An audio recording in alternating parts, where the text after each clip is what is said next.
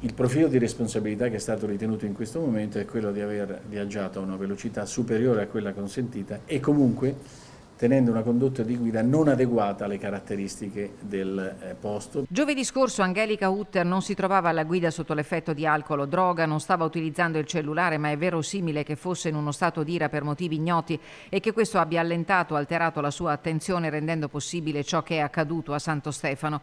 Una manciata di minuti prima dell'incidente la donna viene ripresa da una telecamera in una zona poco distante da via Udine.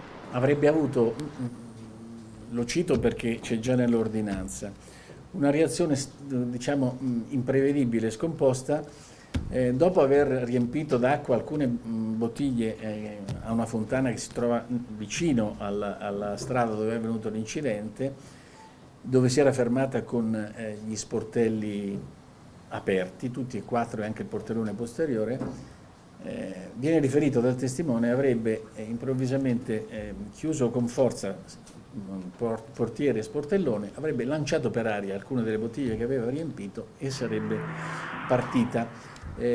Partendo avrebbe compiuto una manovra di inversione nel piazzale di un'officina che viene riferita da un'altra persona, la quale sostiene che questa manovra fu molto repentina e pericolosa, tanto poi da rischiare di entrare in collisione con un'altra autovettura, quella della testimone che stava uscendo da un passo carraio e che se l'è trovata di fronte. Elementi che potrebbero aver avvalorato l'ipotesi tanto grave quanto suggestiva di una volontarietà dell'atto che hanno convinto il procuratore Luca ad esporre alla stampa, convocata al comando provinciale dei Carabinieri di Belluno con decreto, lo stato delle indagini per evitare ricostruzioni che possano portare ulteriore carico di dolore ai familiari delle vittime.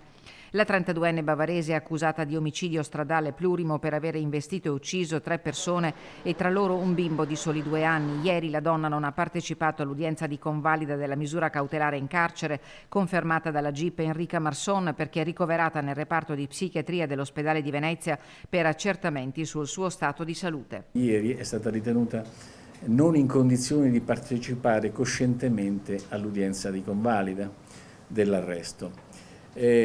Questo non significa che ci sia una premessa che apre le porte alla incapacità di intendere e di volere. Una situazione temporanea, ha chiarito il procuratore, che potrebbe anche dipendere da shock post-traumatico e quindi non essere legata a situazioni pregresse di disagio, anche se proprio in ordine al disagio vi è più di un indizio rispetto alla modalità di vita intrapreso dalla giovane che da mesi in solitudine girovagava con l'auto intestata al padre, che era diventata la sua casa. Non stava telefonando, quindi l'ipotesi della distrazione o uso del telefono cellulare andrebbe al momento esclusa.